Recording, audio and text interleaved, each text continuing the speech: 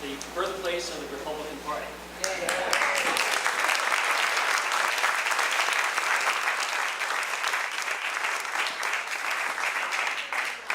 As we all know, it was just down the street here at the Swampscott Hotel where Amos Tucker and Abraham Lincoln met with other New Hampshire politicals and formed the Republican Party and got this party on its way to the presidency after Abraham Lincoln.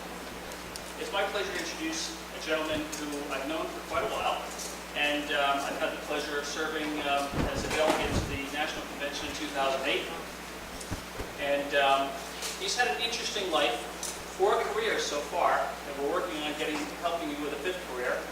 He served as a management consultant and helped companies organize and become more successful and more profitable. From there, he formed venture capital firm Bain Capital, which revolutionized the whole concept of venture capital by becoming investor and participants in the companies and helping them grow and bring the learning skills and so forth that he had as a consultant. From there, we all know that he saved the 2002 Winter Olympics and took that from a $300 million deficit to a highly successful worldwide event.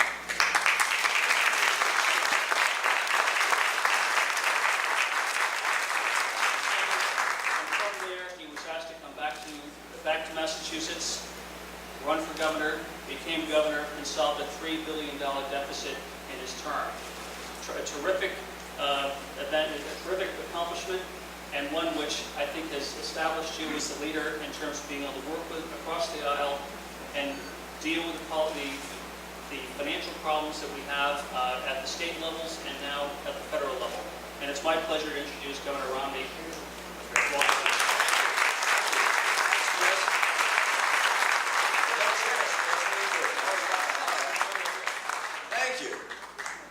Generous introduction. I appreciate that. It's good to see so many old friends here. You have the former Speaker of the New Hampshire House here, Doug Scanlon. Will you stand up, Doug? Everyone else, Doug Scanlon here. I better not start with introductions or I'll leave some people off, but I want to say thanks to you for being here today. This is one of the great characteristics of New Hampshire is that even though it's the middle of a day, at a weekday, that when a person who's running for president comes to town, people turn out and ask questions. You get the chance to see who's running for president, person to person, face to face. And that attention that you pay and that responsibility that you accept for helping select our nominee and the Democratic nominee is one of the reasons why New Hampshire ought to be first in the primary process, as it is.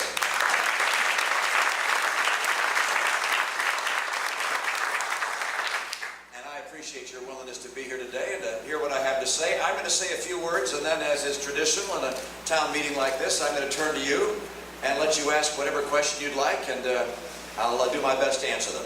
I thought today I'd tell a couple of personal stories and a little bit about my background and heritage, and that of my wife.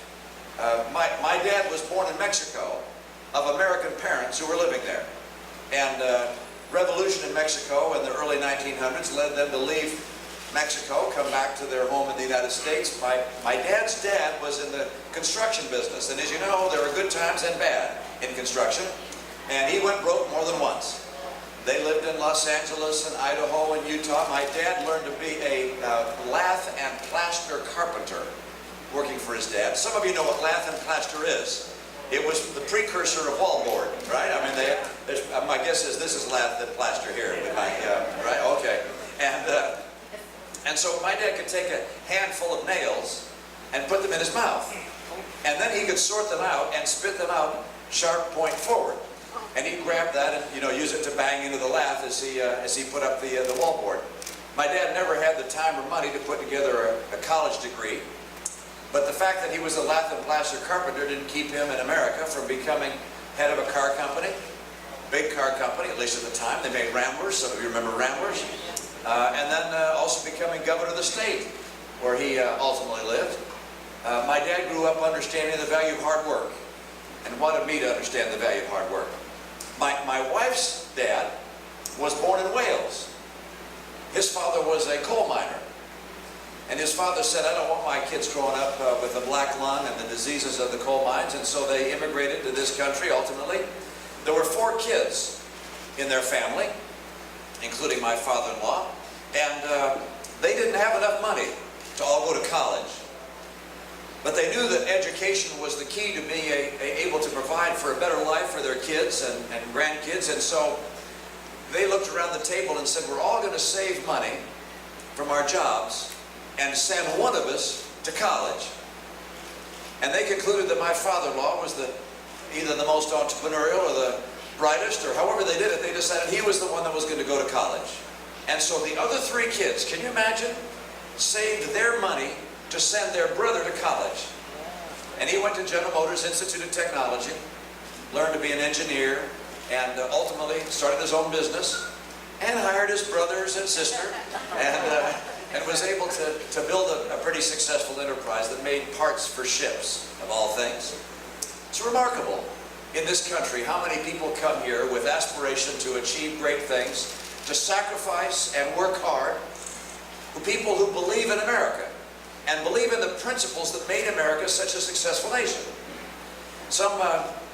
I guess it was a couple weekends ago, Ann and I were talking about whether or not we would do with our grandkids what my dad and mom did with their grandkids.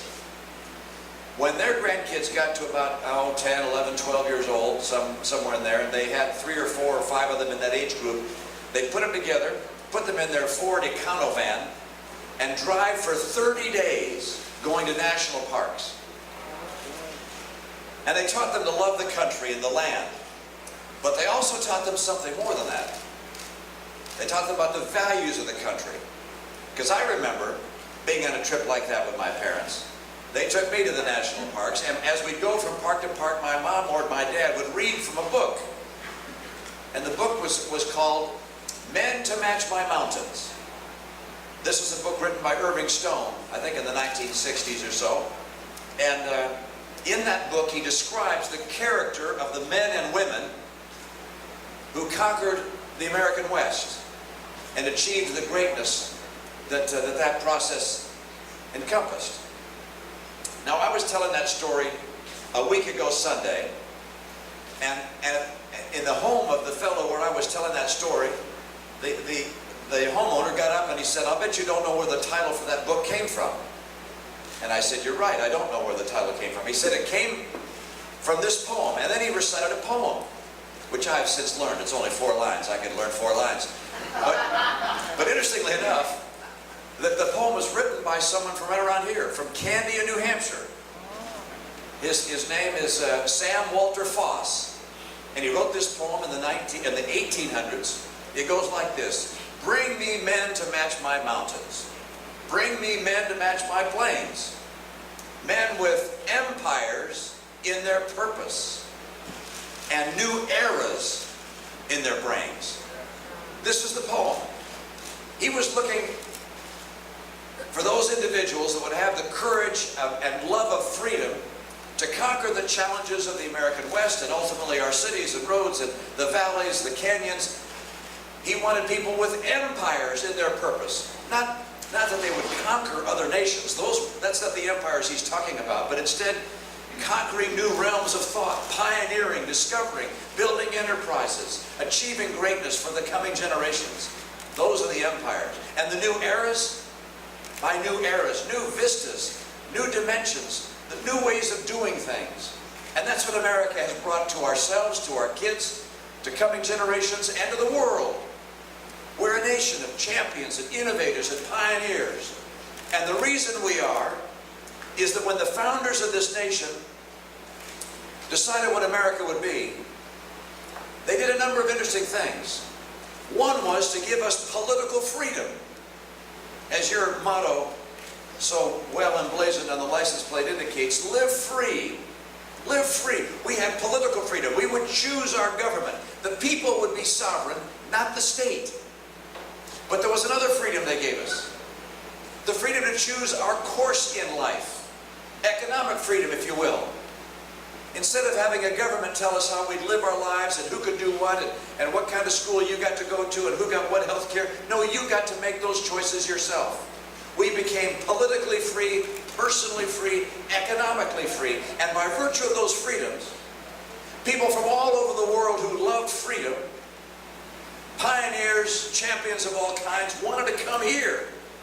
And whether it was my dad coming back or my father-in-law coming here as an immigrant, those people came here and helped build this great country.